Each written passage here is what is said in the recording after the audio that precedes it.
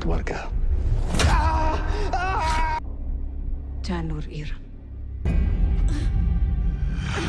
Ilmu yang hanya bisa dilancarkan sekali seumur hidup.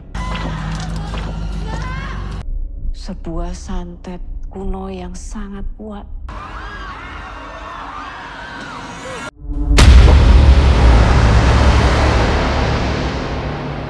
Cerita diawali dengan memperlihatkan kakak beradik bernama Intan dan Sabdo bersama tetangganya Erna yang sedang merayakan ulang tahun Sabdo. Erna kemudian memberikan sebuah buku kepada Intan karena ia sudah tidak bisa bersekolah lagi. Setelah itu Intan memberikan jam tangan peninggalan ayah mereka yang sudah meninggoy kepada Sabdo sebagai hadiah ulang tahunnya. Malam harinya Sabdo tiba-tiba terbangun dan melihat seekor kambing masuk ke dalam rumahnya. Ia terkejut, bingung bagaimana kambing itu bisa masuk. Seketika seseorang melempar kepala kambing ke dalam rumahnya. Ia pun keluar sambil marah-marah bertanya-tanya siapa yang berani melakukan hal itu. Namun tiba-tiba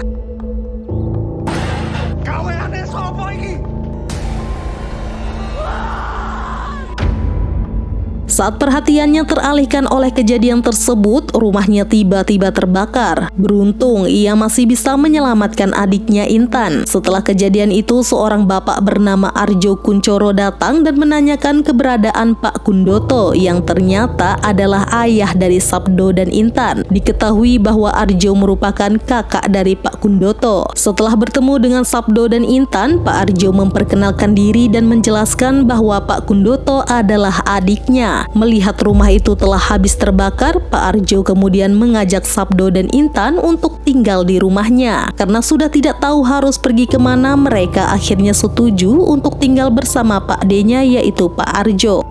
Saya Arjo, Pak. Arjo Kuncoro. Kakaknya Kondoto. Sudah saatnya keluarga ini bersatu kembali. Nah, kalau ikut sama saya, tinggal di rumah bareng Pak D. Sesampainya di rumah Pak D-nya, Sabdo dan Intan sangat terkejut melihat kemewahan rumah tersebut yang berbanding terbalik dengan kehidupan ayah mereka yang sangat miskin. Di sana mereka bertemu dengan istri Pak Arjo bernama Lasmini yang tampak sangat senang menyambut kedatangan mereka. Mandi, sudah siapkan baju. Sekarang kalian istirahat. Sekarang kalian nggak sendiri lagi. Malam harinya Pak D-nya menanyakan tentang sekolah Intan. Intan menjelaskan bahwa sejak ayah dan ibunya meninggoy, ia sudah tidak bersekolah lagi. Mendengar hal itu, Pak D-nya berniat untuk menyekolahkannya dan mengatakan bahwa mereka tidak perlu khawatir tentang biaya pendidikan tersebut. Di malam yang sama, Intan meminta kepada kakaknya Sabdo untuk menemaninya tidur karena ia takut tidur sendirian di rumah itu. Namun Sabdo menolak. Akhirnya, meskipun dalam keadaan takut, Intan terpaksa memberanikan diri tidur sendiri. Saat itulah sesuatu yang tak kasat mata tiba-tiba muncul dan menariknya. Intan kemudian memberitahu kakaknya, tetapi Sabdo mengatakan bahwa itu hanyalah mimpi. Pada akhirnya dengan terpaksa malam itu Sabdo mengizinkan adiknya tidur bersamanya. Kau sapa-sapa, Tan. Awakmu iku mesti ngimpi. Keesokan paginya, Intan kembali membahas bahwa rumah itu terasa memiliki aura mistis. Namun Sabdo menyuruhnya untuk tidak memikirkan hal tersebut. Tiba-tiba, Boleh nggak apa-apa? malam harinya Pak D-nya mengajak Sabdo menjalani sebuah ritual aneh, yaitu memotong seekor kambing. Konon ritual itu bertujuan untuk melindungi keluarga mereka. Tidak hanya itu, Sabdo juga diminta untuk menelan air marjan segar dari kambing tersebut yang membuatnya muntah-muntah hingga tidak sadarkan diri. Ikuti instruksi Pak D. Minum kalau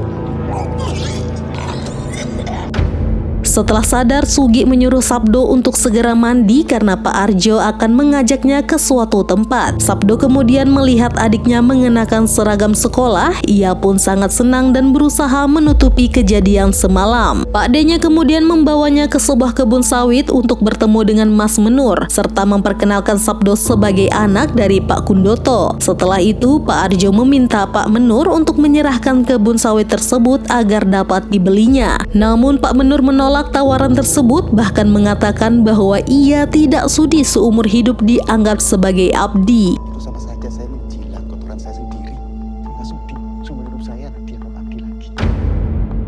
Setelah itu Pak Arjo membawa Sabdo untuk bertemu dengan keluarga lainnya. Ia kemudian memperkenalkan mereka satu persatu, Bu Atmojo, Prayono, Gayatri, dan yang terakhir adalah Bapak Lingga. Sekali lagi Pak Arjo menawari mereka untuk menjual kebun sawit tersebut.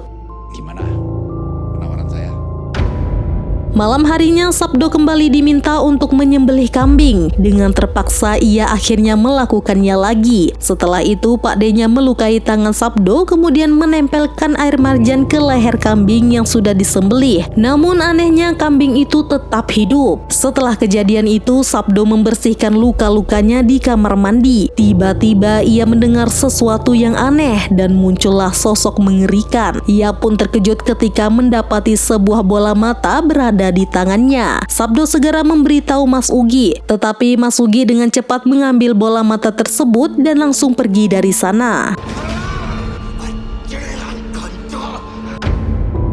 Setelah itu Sabdo mulai merasa bahwa mereka mungkin telah salah tinggal di rumah Pak D-nya. Namun tiba-tiba Bu Le-nya datang dan mengajak mereka makan bersama. Saat itu Pak Arjo tiba-tiba mengelus kepala Intan seolah-olah ada sesuatu yang aneh. Malam harinya Lasmi memberitahu Arjo bahwa ia masih sanggup melakukan sesuatu dan Arjo tidak diperbolehkan menyentuh gadis muda tersebut. Namun Arjo mengatakan bahwa ia sudah menemukan yang baru. Setelah itu Intan tiba-tiba melihat sebuah ruangan rahasia di rumah tersebut. Ia pun masuk dan melihat bulenya sedang diikat bersama sosok yang menyeramkan. Intan segera memberitahu Sabdo dan menceritakan bahwa bulenya bersama makhluk aneh. Mendengar hal itu Sabdo langsung percaya karena ia sendiri sudah lebih dulu mengalami kejadian serupa. Mereka pun segera berusaha kabur dari sana karena telah menyadari bahwa rumah itu penuh hal mistis. Namun di tengah usahanya mereka melihat bulenya dalam keadaan bersimbah air marjan. Meski begitu, mereka tetap berusaha keluar dari rumah tersebut. Setelah itu, Intan melihat dedaunan berjatuhan di dalam rumah tersebut. Tiba-tiba ia kerasukan setelah melihat penampakan kuyang, lalu mencoba melukai siapa saja yang berusaha menghentikannya.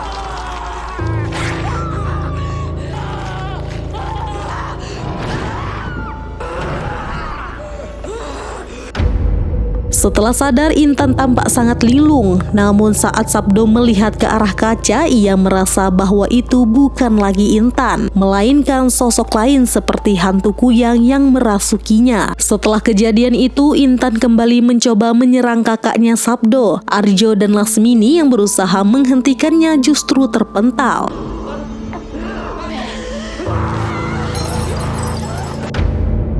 Namun akhirnya mereka berhasil menenangkannya. Mereka kemudian mengikat Intan di atas kasur agar tidak membahayakan siapapun. Atas kejadian tersebut, Bu Le-nya Lasmini dikabarkan meninggoy dunia dan upacara pemakamannya akan segera dilakukan. Pada saat itu Sabdo kembali diminta untuk menyembelih kambing sebagai bagian dari ritual dengan tujuan melindungi keluarga mereka dari serangan makhluk gaib sekaligus membalas perbuatan orang yang telah mengirimkan gangguan tersebut seperti yang dialami Intan sebelumnya. Mendengar hal itu, Sabdo akhirnya setuju dan kembali melakukan ritual tersebut. Adalah kekuatan yang paling sakti di tanah Jawa. Dirasuki ingot dari keluarga yang ingin menyakiti kita.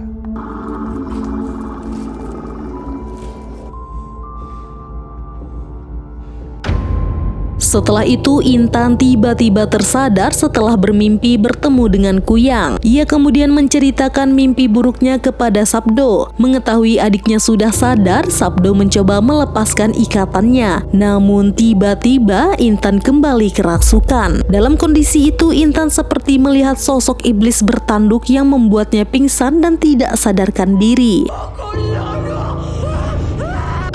Sugi kemudian mengatakan kepada Sabdo bahwa mereka harus segera menemui seseorang yang bisa menolong Intan. Jika tidak, nyawa Intan tidak akan terselamatkan. Mendengar hal itu, Sabdo akhirnya pergi bersama Sugi menuju suatu tempat untuk mencari pertolongan. Ternyata Sugi membawa Sabdo ke rumah Bu Atmojo. Di sana, Bu Atmojo menjelaskan bahwa Sugi adalah abdinya yang sengaja disuruh bekerja di keluarga Arjo sebagai mata-mata dengan tujuan menjaga Sabdo dan adiknya yaitu Intan. Bu Atmojo juga mengatakan bahwa Intan akan dijadikan ranum oleh Pak De Arjo dengan syarat harus menikah dengan saudaranya sendiri yaitu Pak Arjo yang akan menikahi Intan. Hal itulah yang membuat ayah Sabdo meninggalkan keluarga Arjo karena ia tidak ingin mengikuti aliran sesat tersebut. Terungkap pula bahwa Lasmini sebenarnya adalah adik kandung Arjo dan tradisi biadab itu sudah berlangsung ratusan tahun lamanya. Bahkan terungkap bahwa Sugi ditugaskan oleh Pak Arjo untuk membakar rumah mereka agar Sabdo dan Intan terpaksa tinggal di rumah Arjo sehingga lebih mudah menjalankan ritual sesat tersebut. Bu Atmojo kemudian berusaha meyakinkan Sabdo bahwa akibat ritual yang ia lakukan, para abdi atau pembantu di rumahnya menjadi korban. Ternyata ritual tersebut bertujuan untuk menyerang keluarga Atmojo melalui perantara iblis karena Bu Atmojo menolak menjual perkebunan sawit miliknya.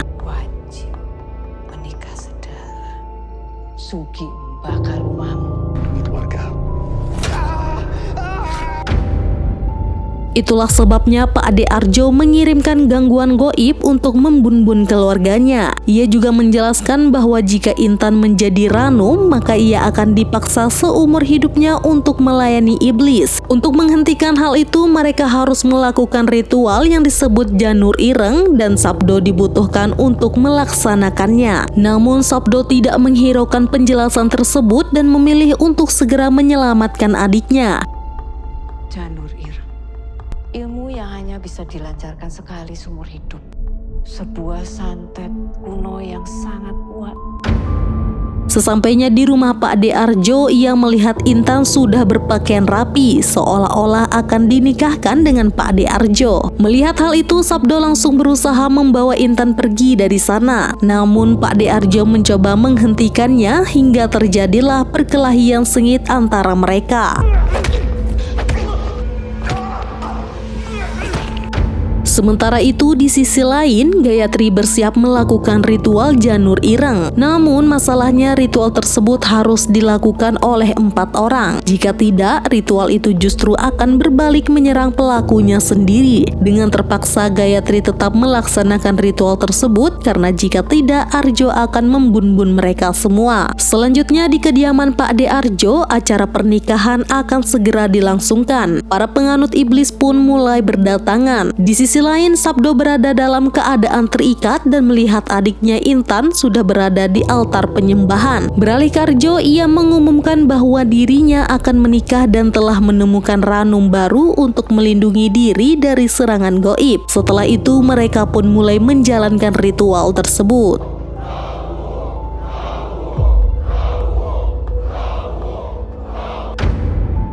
Tak lama kemudian, Sugi tiba-tiba datang membawa janur dan menyuruh Sabdo untuk meneteskan air marjannya ke sana agar dapat menghentikan ritual yang dilakukan oleh Pak De Arjo sekaligus menyelamatkan Intan. Mendengar hal itu, Sabdo akhirnya setuju. Ia memberikan air marjan segar sambil meniatkan diri untuk menghentikan para penganut iblis tersebut. Setelah ritual Janur Ireng dilakukan, satu persatu para penganut iblis itu mulai bertingkah aneh, seolah-olah keracunan hingga akhirnya menyakiti diri mereka sendiri.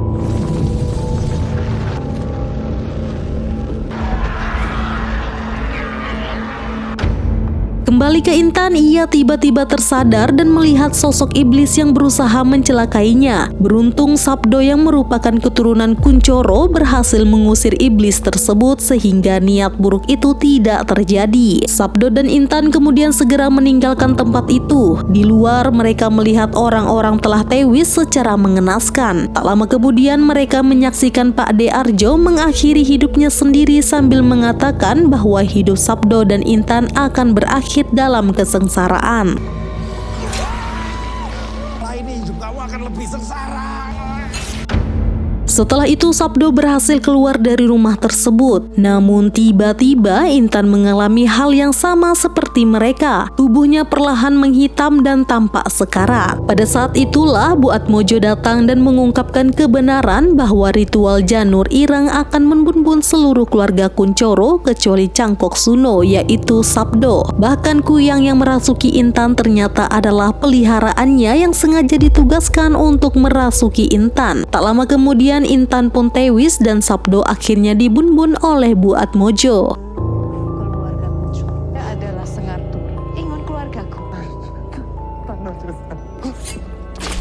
Aku nggak bisa ngepus. Namun ternyata Sabdo masih hidup. Ia diselamatkan oleh Gayatri yang kemudian mengatakan bahwa ia akan membantunya untuk membalaskan kematian adiknya. Gayatri juga berjanji akan mengajarkan Sabdo sebuah ilmu gaib bernama Sewu Dino dan cerita pun berakhir.